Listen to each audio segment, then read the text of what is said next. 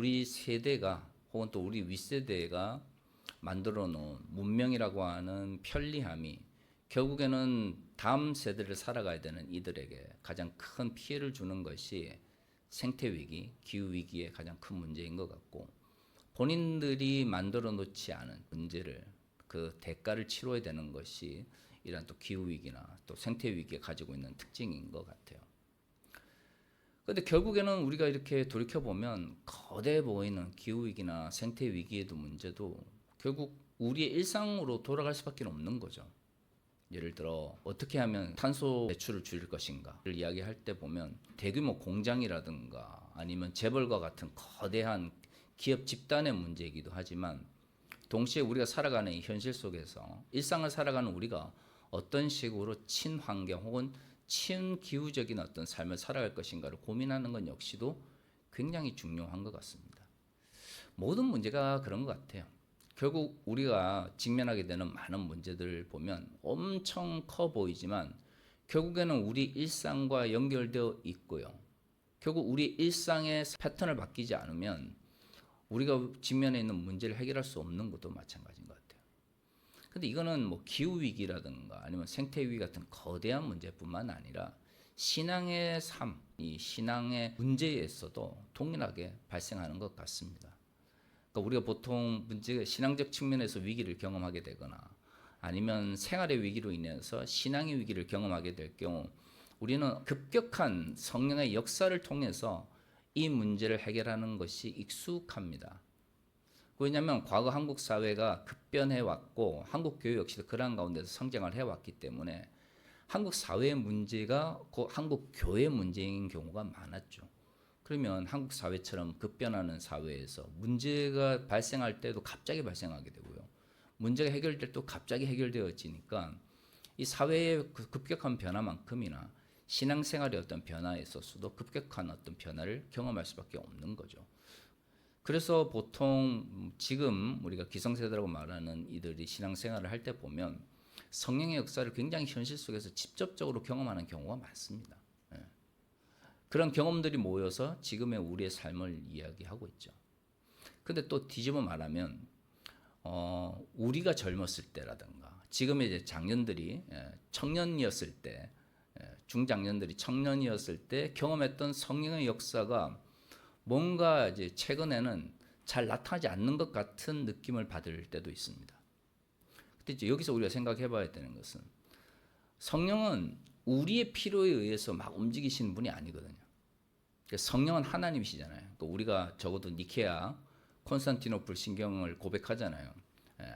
성부, 성자, 성령의 관계를 이야기할 때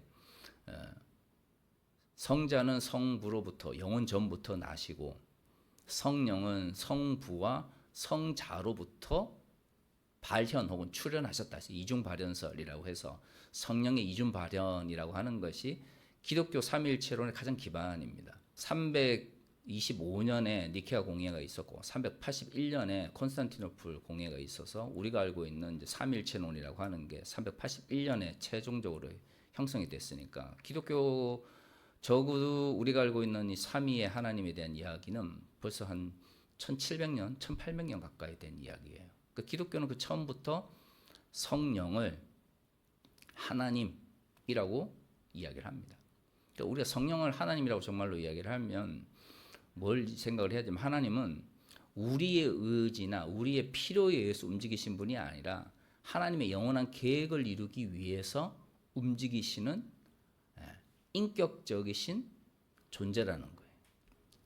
그런데 이제 이게 성령 운동의 가장 긍정적 측면은 이런 성령께서 하나님의 능력으로 우리에게 뭐 하나님의 뜻을 이루신다라고 하는 것을 알려주셨기 때문에 성령과 교제하기 위해서 우리가 어떤 영적 혹은 인격적인 존재로서 준비되어야 되는가에 대해서 이야기를 해줬습니다. 근데 또 다른 측면에서 오순절 운동이라고 이야기하는 현대적 의미의 성령 운동의 또 부정적 측면은 뭐냐면 성령이 인격을 가지신 하나님이라고 하는 것을 사람들이 자꾸 잊어버리게 만들었어요. 그러니까 나의 필요에 의해서 자꾸 성령을 어때요? 요청하는 거죠. 성령은 하나님의 영원한 계획으로부터 시작하셔서 그 계획을 이루시기 위하여 움직이시는 인격적인 하나님이란 말이죠. 그 말은 우리가 하나님께 뭔가를 요구할 때는 요청하거나 부탁하는 거지 요구하는 게 아니잖아요. 그러니까 마치 우리가 이제 하나님께 우리의 필요한 걸 맡겨놨기 때문에 하나님께 당연히 그걸 들어줘야 되는 것처럼 성령께 기도하는 게 아니거든요. 우리가 하나님의 뜻을 깨닫고 그 뜻대로 살아가는 가운데서 성령의 능력을 힘있기를 바라는 것은 우리의 필요를 하나님의 능력을 땡겨와서 이루는 게 아니라 우리가 하나님의 뜻을 깨달아 우리의 삶이 하나님의 계획 안으로 들어가고 그 계획 안에서 살아가는 가운데서 성령의 능력을 힘있기를 바라야 되는 거죠. 이게 이제 그 균형이에요. 그러니까 성령의 역사가 가지고 있는 이 두 가지 측면, 한편으로는 하나님의 영원한 계획에 따라 하나님의 능력 가운데 사람들을 이끄시는 부분하고, 그런데 하나님의 계획 안에서 움직여져 가는 사람들은 강구하면서 나아가는 측면이 있는 거예요. 그러면 이제 올바른 성령에 대한 이해는 내가 강구하지만 결국에는 하나님의 뜻과 하나님의 계획 안에서 이루어져야 된다라는 생각을 가지고 있어야 되는데, 일단 우리가 강구하는 가운데서 역사하는 형태로 성령의 임재가 나타나다 보니까 자꾸 우리가 기도하거나 우리가 특별한 방식으로 하나님께 간구하면 우리가 성령을 뭐예요? 마음대로 사용할 수 있는 것처럼 생각되어져요. 근데 그것은 성령을 하나님이라고 고백하는 이들이 가져서는 안 되는 거죠. 우리는 먼저 성령께 기도해야 되는 것은 먼저 하나님의 뜻을 깨닫고 우리가 하나님의 뜻대로 살아가야 되고자 하는 의지가 가장 우선돼야 돼요. 그러면 그것을 이루는 방식이 사람들마다 다 다르잖아요. 왜 성령께 간구를 해야 되냐면, 성령께서 계획을 이루실 때는 예를 들어 이 교회, 우리가 하나스 교회라고 해서 이 교회 모든 성도들이 무슨 하나의 군체처럼 두루 몰려가면서 하나님의 뜻을 이루는 게 아니라, 성령께서 하나님의 뜻을 이룰 때는 각자가 가지고 있는, 즉 하나님께서 각자 우리 모든 한 사람 한 사람을 불러주실 때 우리에게 맡기신 소명 아래에서 사명을 이루기 위한 거예요. 그래서 성령께는 개별적으로 기도해야 되는 이유가 뭐냐면, 우리가 가지고 있는 소명과 하나님께서 우리에게 주신 사명이라고 하는 것이 각각 다른 몫으로 주어지니까 집단적으로 모여가지고 기도한다 할지라도 성령의 역사가 다를 수밖에 없는 거죠. 그러니까 항상 이 부분을 우리는 생각을 해야 됩니다. 성령의 은사에 대한 기록들이 성경에 많잖아요. 근데 반드시 기억해야 되는 것은 성령께서 각 사람에게 은사를 주시고 능력을 주실 때는 그 사람의 단순히 영적 회복만을 위해서가 아니라 하나님께서 그 사람을 향해서 뭘 이루기를 원하시는 거죠? 사명을 이루기를 원하시는 거죠. 요즘 이제 한국 교회를 보면 양극단이 나타나요.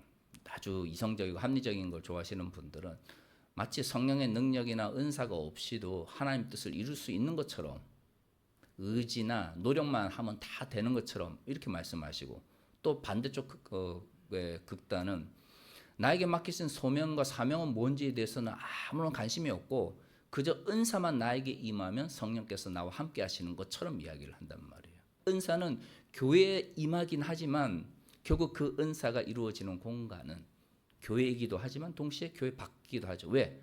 하나님께서 그 사람을 통해서 이루고자 하는 사명이 어떤 이들에게는 교회 안에서 이루어지는 것도 하나님의 사명이겠지만 어떤 이들에게는 가정이나 직장, 일터 위에서 이루어질 수도 있는 거거든요. 그러니까 그런 생각들을 가지고 성령을 바라보면 성령의 사역에 대해서 우리가 조금 더 넓은 관점에서 바라볼 수 있는데, 과거의 성령에 대한 이해를 보면 한쪽에서는 너무 성령을 도구적으로만 이용하고 다른 한쪽에서는 성령의 역사라고 하는 것이 그냥 깨닫고 성찰하면서 딱 끝나는 것처럼 이야기하는 양극단 사이에서 성령의 하나님 되심도 성령의 역사에 대한 이해도 제대로 이루어지지 않게 되는 거죠. 그러니까 저는 그 이유를 좀 생각을 해봤어요. 그 이유가 성령께서 우리의 일상 속에서 우리의 사명과 소명을 이루도록 우리를 이끄신다라고 하는 생각이 조금 부족한 것 같아요. 그러니까 성령을 붙잡고 나아가야 된다는 것은 한국 교회에서 굉장히 많이 강조가 되었고, 솔직히 한국 교회 교인들만큼 성령의 능력을 붙들고 나아가야 된다라는 것을 그 내재화라고 하죠. 내재화하고 있는 교회도 드물어요. 그런데 그 성령의 능력이 딱 교회에서 딱 드러나고 끝나는 거죠. 대부분의 우리의 시간은 어디서 보냅니까? 교회 밖에서 보냈거든. 그러면 성령께서 이 교회를 통해서 성령의 은사와 성령의 충만함을 주시면 그러면 이제 교회에서 그것을 딱 누리고 기뻐하고 끝나는 게 아니고 결국에는 어떻게 해야 될까요? 교회 밖에 나의 일상 속에서 나의 평범한 일상 속에서 성령의 은사가 어떤 식으로 작용하는가에 대한 고민들이 이루어져야 되는 거예요. 근데 그런 고민들은 제대로 이루지 못했어요. 특히 한국 교회가 급속하게 성장할 7, 80년대 보세요. 어디 여름 그러면 떠오르는 게 뭡니까? 수련회죠. 요즘은 수련회 간다 그러는 교회 찾기 힘들잖아요.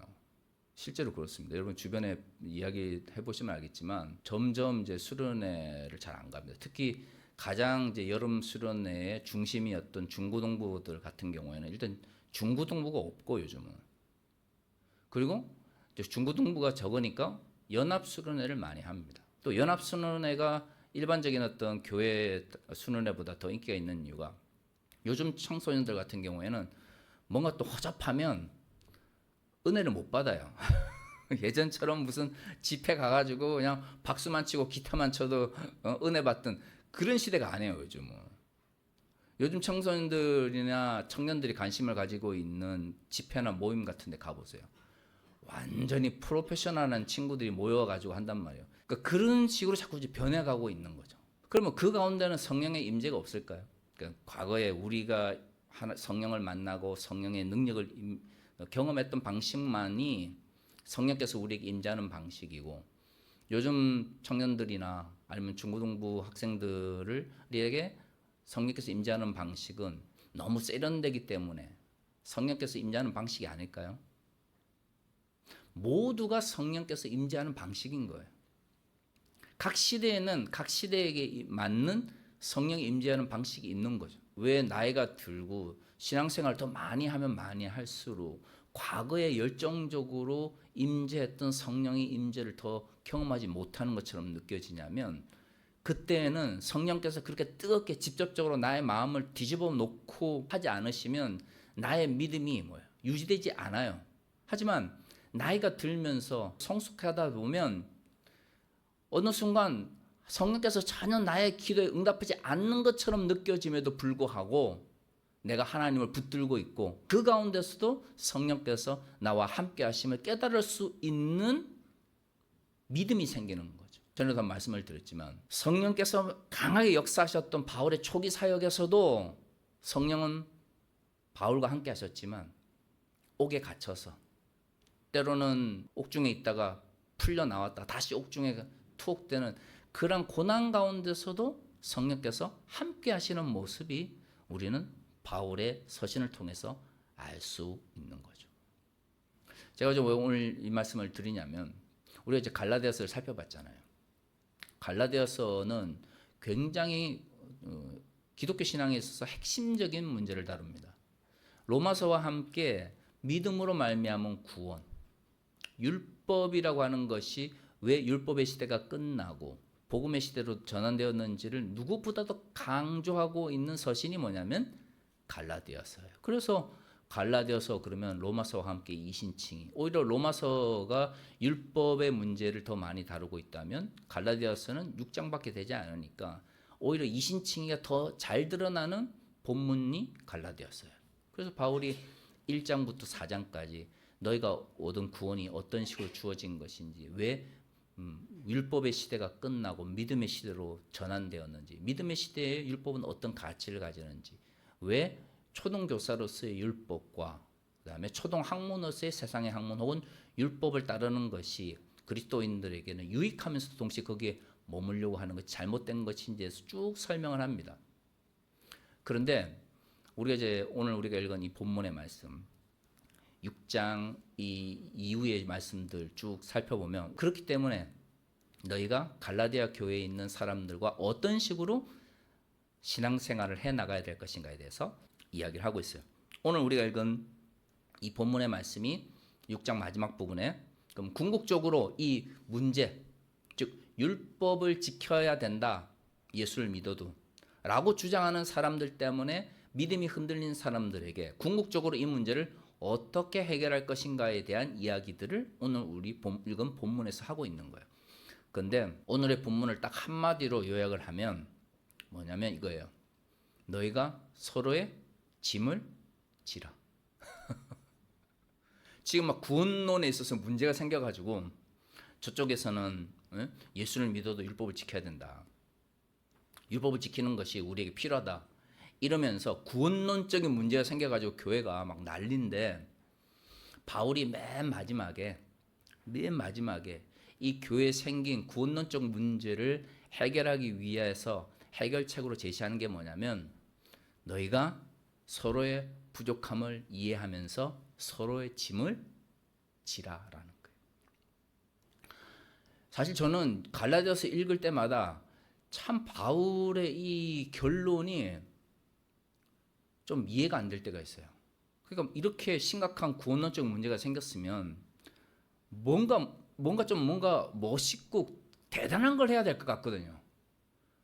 모여가지고 뭐 성령이 임해가지고 사람들의 마음을 막 뒤집어 놓거나 아니면 뭔가 거짓 교사들의 그 가르침을 쫓아가가지고 뭔가 삐뚤어진 사람들을 막 엄청나게 강하게 책망을 해가지고 돌이키거나 막 뭔가를 해야 될 것 같은데 바울이 이 구원론적 문제가 생긴 교회에 이 문제를 해결하기 위한 해결책으로 제시하는 게 뭐냐면 너희가 연약한 자를 돌보아서 그 사람들도 용서하고 너희도 거기에 빠지지 않도록 어떻게 하라? 조심하라 라고 이야기를 하는 거죠. 저는 그렇게 이해를 했어요. 교회가 여러 다양한 사람들이 모이기 때문에 문제가 발생할 수밖에 없습니다. 왜냐하면 신앙생활 했던 방식도 또 살아왔던 삶의 방식도 하나님을 만난 방식도 다 다르잖아요. 그러니까 어떤 이들에게는 저렇게 하는 게 옳은가? 라는 생각이 분명히 들 수가 있어요. 근데 결국 교회의 모든 문제는 뭘로 해결될 수밖에 없냐면 내가 함께 살아가는 이들이 하나님께서 나처럼 불러주신 하나님의 백성이라는 거죠. 내가 하나님의 백성이면 내 옆에 있는 이들도 하나님의 백성이라는 거예요. 나도 만약에 인간으로서 실수하고 넘어질 수 있다면 내 옆에서 함께 신앙생활 해가는 누구도 실수하고 넘어질 수 있다는 거예요. 혹자는 오늘 본문을 보면서 죄악을 저지르는 사람들에 대해서 그러면 무조건 용서해야 됩니까? 이렇게 물어볼 수 있는데 자, 오늘 본문을 보세요. 6장 1절에 형제들아 사람이 만일 무슨 범죄한 일이 드러나거든 신령한 너희는 온유한 심령으로 그런 자를 바로잡고 너 자신을 살펴보아 너도 시험을 받을까 두려워하라. 6장 1절을 보면 죄를 지은 사람들이 나옵니다. 아마 거짓 교사들의 이야기를 듣고 잘못된 방식으로 믿음을 가져가지고 뭔가 지난번에 제가 설교를 드린 것처럼 윤리적 측면에서 문제를 일으킨 사람들이 있었던 것 같아요. 그런데 여기서 바울이 말하는 여기서 죄를 지은 사람들은 내가 의도적으로 하나님께서 싫어하는 일을 억지로 해야지라고 하면서 죄를 지은 사람들이 아니에요. 그걸 왜 알 수 있냐면 6장 1절 후반부를 보면 자 온유한심령으로 그 죄 지은 사람들을 바라보라고 그래요. 이유가 뒤에 나와요. 왜냐하면 너 자신을 돌아보아 너도 어떻게 당할까? 시험을 받을까 두려워한 걸. 그러니까 지금 내 옆에 누군가가 거짓 교사들의 잘못된 생각을 쫓아서 죄를 지었고 그리고 이제 지난주에 살펴본 것처럼 윤리적 문제가 발생을 했는데 이 문제가 내가 하나님을 미워하고 하나님이 싫어하는 일을 억지로 해야지라고 하면서 의도적으로 죄를 지은 게 아니라 죄인 줄 알면서 의도적으로 죄를 지은 게 아니라 하나님께서 기뻐하시는 일이 뭔지 하나님께서 싫어하시는 일이 뭔지에 대해서 명확한 뭐가 없는 거죠. 기준을 가지고 있지 않은 상태에서 거짓 교사들의 이야기에 홀린 거예요. 그래서 시험에 빠진 거죠. 그러니까 6장 1절에서 아예 이야기를 하잖아요. 죄를 지은 자들이 있는데 그를 바라보면서 어떤 마음을 가지라는 거예요. 불쌍히 여기는 마음을 가져야 된다는 거죠. 그러나 하나님 말씀대로 살고 싶은 하지만 뭐는 가지고 있지 않은 거죠. 무엇이 하나님의 뜻인지에 대해서 알지 못하는 가운데서 잘못된 이들의 말에 귀를 기울이게 된 거예요. 그래서 죄를 지은 거죠. 그러니까 그런 죄에 빠지지 않은 너희는 어떻게 하는 거예요? 너 그런 사람들을 보면서 그러한 시험에 빠지지 않도록 두려워해야 하는 거죠. 그러니까 서로에 어떻게 해요? 짐을 질 수 있는 거예요. 그러니까 그 의도적인 죄가 있잖아요. 내가 하나님께서 이걸 싫어하는 걸 알면서도 짓는 죄, 또는 이게 타인에게 피해를 줄 걸 알면서도 의도적으로 짓는 죄가 있잖아요.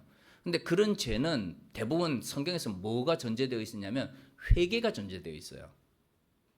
왜냐하면 그것은 자신의 악함이나 잘못됨에 의해서 지은 거니까. 근데 그것은 회개해야 되고, 그 회개라고 하는 것은 그 잘못된 행동을 그 피해를 입은 사람들에 대해서 잘못을 이야기하고 돌이키는 것이 전제가 돼야 돼요.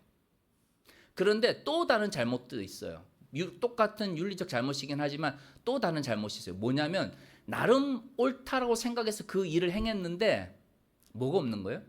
하나님께서 기뻐하시는 것과 하나님께서 슬퍼하시는 것에 대한 지혜가 부족해서 시험을 받아서 잘못을 저지른 경우죠.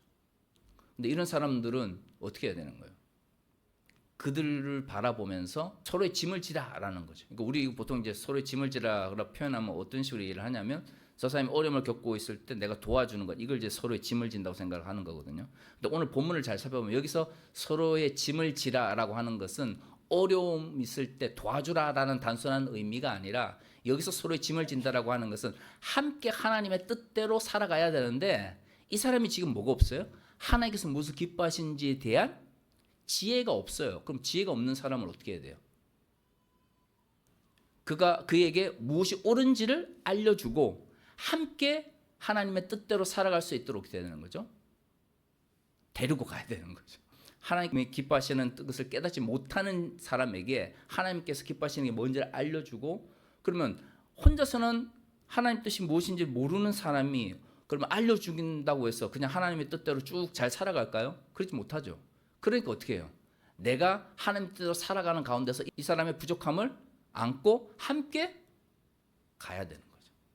그게 서로의 짐을 지라라는 의미가 가지고 있는 본문이에요. 그러니까 여기서 말하는 서로의 짐을 지라고 하는 것은 지혜가 없어 죄를 지은 사람들, 믿음이 연약하여 쓰러진 사람들을 내버려 두지 말고 그들을 껴안고 함께 하나님의 나라의 뜻대로 살아가야 된다라고 하는 것을 의미하는 거죠. 그래서 3절에 만일 누가 아무것도 되지 못하고 된 줄로 생각하면 스스로 속음이라.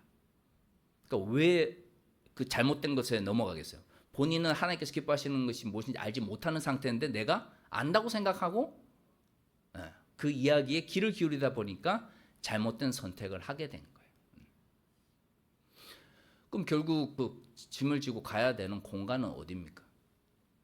교회에서만 그냥 짐을 지고 가면 될까요? 아니죠.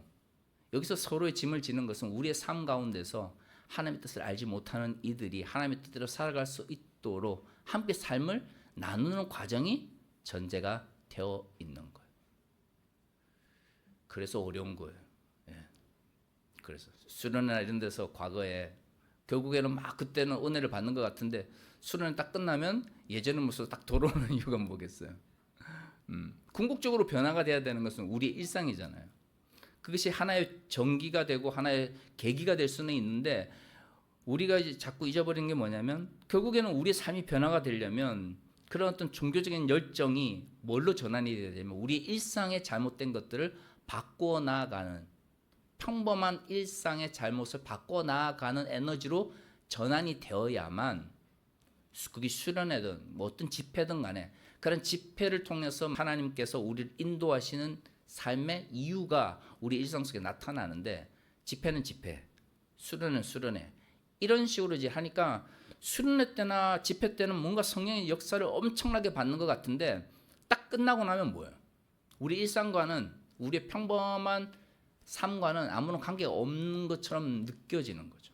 오늘 성경에서 있는 것처럼 교회가 궁극적으로 우리가 문제가 있고 또는 다양한 어떤 문제들을 해결해야 될 때 가장 본질적인 가치는 뭐냐면 성령께서 이 교회 가운데 역사하셔서 우리의 문제를 해결해 달라고 기도하는 거잖아요. 근데 성령께서 우리의 문제를 해결하는 방식이 뭡니까? 결국에는 나와 함께 하나님의 나라를 향해 달려가는 성도들을 돌아보고 서로의 짐을 지고자 하는 마음이 우리의 삶 가운데 타인에 대한 사랑과 배려로서 전환해 나아가면서 해결해 나아가는 거죠. 그래서 오늘 본문을 보면 계속해서 나아가는 일이에요. 4절에 각각 자기의 일을 살피라. 그리하면 자랑할 것이 자기에게는 있어도 남에게는 있지 아니하리니 각각 자기의 짐을 질 것이라. 세상에서 자기애가 부족하신 분들 보면 유명한 사람하고 자꾸 안다고 하는 걸 통해서 자기를 드러내려고 하잖아요.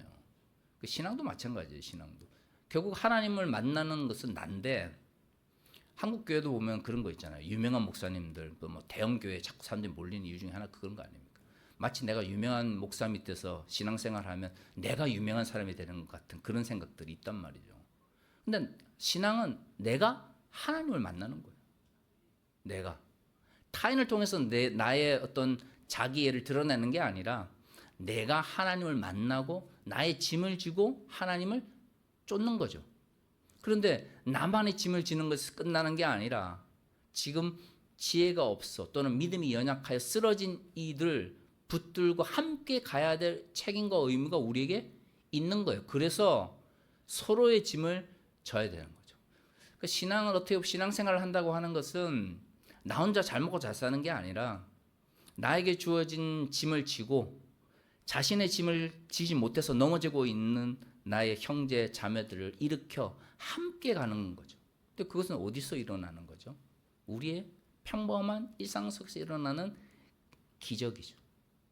저는 성령의 임재는 반드시 우리의 평범한 일상 속에서 나타나는 기적으로 표현되어야 된다고 생각하는 거죠. 그것이 다양한 하나님의 은사든 하나님의 권능이든 결국에는 나만이 그것을 누리기 위해서 끝나서는 안 됩니다.